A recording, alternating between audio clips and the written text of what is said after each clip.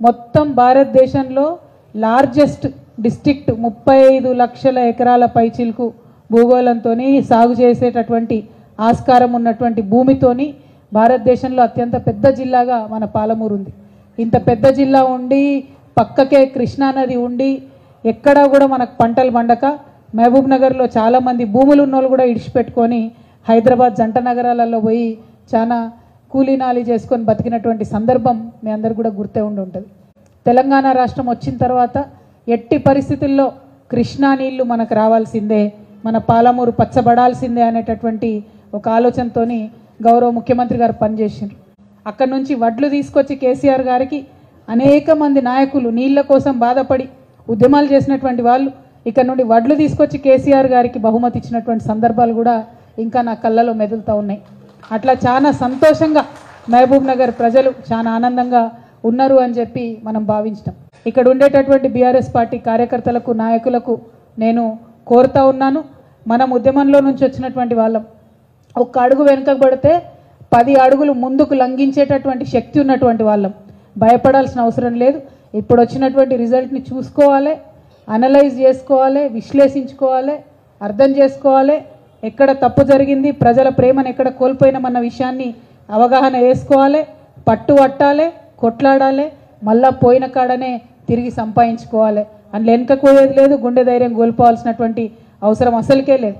ఎందుకంటే మనం పనిచేసినాం, హార్ట్ఫుల్గా పనిచేసినాం, మనము ప్రాణ సమానంగా పాలమూరును భావించి పనిచేసినాం తప్ప రాజకీయం చేయదలుచుకోలేదు. వాళ్ళు రాజకీయం చేసిండ్రు, ప్రజలను మభ్యపెట్టిండ్రు, రిజల్ట్ ఇట్లా వచ్చింది. అయినప్పటికీ ఇవాళ బీఆర్ఎస్ పార్టీ అంటే ఒక శక్తి. బీఆర్ఎస్ పార్టీ అంటే ప్రతి ఊర్లో 70% రాజకీయంగా ఇంట్రెస్ట్ ఉన్న వాళ్ళు మొత్తం కూడా 70-80% మంది బీఆర్ఎస్లో ఉన్నటువంటి పరిస్థితి. లక్షలాది మంది సైనికులు ఉన్నటువంటి పార్టీ మన పార్టీ. అధైర్యపడాల్సిన అవసరం లేదు. పాలమూరు నుండి ఇవాళ కాంగ్రెస్ పార్టీ నుండి సీఎంగా గౌరవనీయులు రేవంత్ రెడ్డి గారు ఎన్నికైనారు. మరి వారు ఇవాళ పేపర్లలో చదువుతూ ఉన్నాం, రకరకాల రూమర్స్ వస్తూ ఉన్నాయి. పాలమూరు రంగారెడ్డిలో ఆల్రెడీ వర్క్స్ ఏవైతే చేస్తూ ఉన్నారో వాటన్నిటినీ క్యాన్సిల్ చేస్తారని చెప్పి టెండర్లు కాల్ఫర్ చేస్తామని చెప్తా ఉన్నారు. మరి దీని వెనుక మతలబ్ ఏందన్నది సీఎం గారు అందరికి కూడా నిజంగా ఎక్స్ప్లెయిన్ చేయాల్సినటువంటి సందర్భం. ఎందుకోసం అడుగుతూ ఉన్నామంటే గౌరవ కేసీఆర్ గారు ప్రాణహిత చేవెళ్ళ ప్రాజెక్ట్ని రీడిజైన్ చేస్తున్నామంటే రకరకాలుగా మాట్లాడిరు. ఏం చేస్తున్నారు, ఏం సంగతి అని రీడిజైన్ చేసి ఎక్కువ ఎకరాలకు ఎక్కువ ఆయకట్టును మనం కవర్ చేయడానికి నీళ్ళు ఆనాడు ఇచ్చినాం. మరి ఇవాళ మేము పేపర్లలో చదువుతున్నది నిజమే అయితే పాలమూరు రంగారెడ్డి ఇప్పుడున్నటువంటి పనులను మీరు రద్దు చేసే మాట నిజమే అయితే మరి ఎందుకోసం చేస్తున్నారన్న విషయాన్ని కూడా ప్రజల ముందు చెప్పాలి. అసెంబ్లీలో కూడా పవర్ పాయింట్ ప్రజెంటేషన్ ఇవ్వాలి. ఎందుకంటే డిజైన్ చేంజ్ అయినప్పుడు, మనకు ఆయకట్టు పెంచినప్పుడు, ఇబ్బంది లేనప్పుడు ఎందుకోసం టెండర్స్ క్యాన్సిల్ చేస్తూ ఉన్నాం, దానివల్ల జరిగేదేంది, ఇంకో 2 సీజన్లు పంట రాకుండా రైతులకు నష్టం జరుగుతుంది. దీని బదులు దృష్టి పెట్టి ఢిల్లీలో మిగతా రావాల్సినటువంటి అనుమతులు తెచ్చుకొని అట్లానే నేషనల్ ప్రాజెక్ట్ హోదాని పాలమూరు రంగారెడ్డికి తెచ్చుకున్నట్టయితే బాగుంటుంది. రేవంత్ రెడ్డి గారు ఒక మాట అన్నారు నిన్న మొన్న ఇంటర్వ్యూ ఇచ్చుకుంటా. ఏమని, మోడీ గారితో సత్సంబంధాలు లేవు కాబట్టి కేసీఆర్ గారికి ప్రాజెక్టుకు మనకు అన్ని కూడా అనుమతులు రాలేదని మాట్లాడారు. మరి మీరు సత్సంబంధాలు పెట్టుకోండి, ఎవరు వద్దన్నారు? మీరు కొట్లాడండి, కేంద్ర ప్రభుత్వంతో కొట్లాడి మిగతా అనుమతులు తీసుకురండి, నేషనల్ ప్రాజెక్ట్ హోదా తీసుకురండి, శ్రద్ధ దాని మీద పెట్టండి.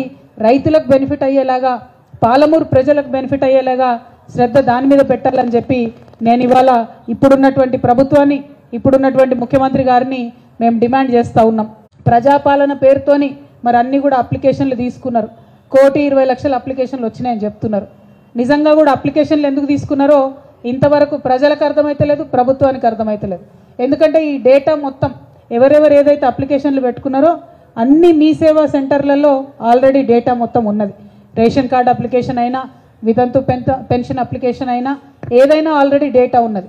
ఇక కొత్త స్కీములు కావాలనుకునే వాళ్ళు పెట్టుకునే అప్లికేషన్లు తప్ప మళ్ళీ పెట్టిన వాళ్ళతోనే పెట్టి తీసుకొని ప్రజల లైన్లో నిలబెట్టిండ్రు. జనవరి 1 నాడు పెంచినటువంటి పెన్షన్లు వేయాల్సినటువంటి ప్రభుత్వం జనవరి 9 అవుతుంటే కూడా మరి పెన్షన్ల ఊసెక్కడా లేదు. అక్కడనో ఇక్కడనో 2-3 జిల్లాలల్లో ఉద్యోగస్తులకు జీతాలు వేసిండ్రు, మిగతా జిల్లాలలో ఇంకా జీతాలు కూడా రానటువంటి సందర్భం. రైతు బంధు ఊసులేనటువంటి సందర్భం.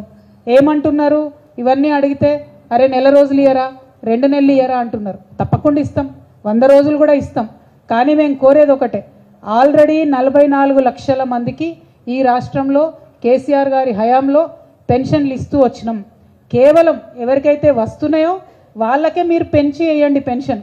దానిలో పనేం లేదు కదా, కొత్తగా డేటా తీసుకునే అవసరం లేదు కదా, అప్లికేషన్ తీసుకునే అవసరం లేదు కదా, దానికి సమయం ఎందుకు? దాన్ని మాత్రం జనవరి 1 నుంచి మీరు పెంచిన పెన్షన్ వేయవలసిందిగా మేము డిమాండ్ చేస్తూ ఉన్నాం. అంతేకాకుండా ఇంకొక మాట ఇచ్చింది ఈ ప్రభుత్వం, 100 యూనిట్ల కన్నా తక్కువ కరెంటు బిల్లు ఉంటే కట్టే అవసరం లేదని చెప్పింది. ఇవాళ మహబూబ్ నగర్ జిల్లా 200 యూనిట్లు, మహబూబ్ నగర్ జిల్లా ప్రజలందరికీ కూడా మేము పిలుపునిస్తూ ఉన్నాం.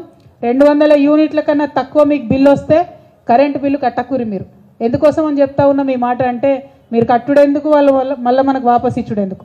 కట్టకుంటే మంచిగా ఉంటుంది, ప్రభుత్వానికి కూడా ఈజీగా ఉంటుంది. కాబట్టి కట్టకుండా ఉండండి అని కూడా మీ అందరికీ నేను మనవి చేస్తూ ఉన్నాను. ఇట్లా ఒక్కొక్కటి వాళ్ళు చెప్పినవి కొన్ని చేసే ప్రయత్నం చేస్తున్నారు. అందులో ఏమన్నా లోటుపాట్లు ఉంటే తప్పకుండా ప్రభుత్వానికి సూచన చేస్తాం, సమయం ఇస్తాం.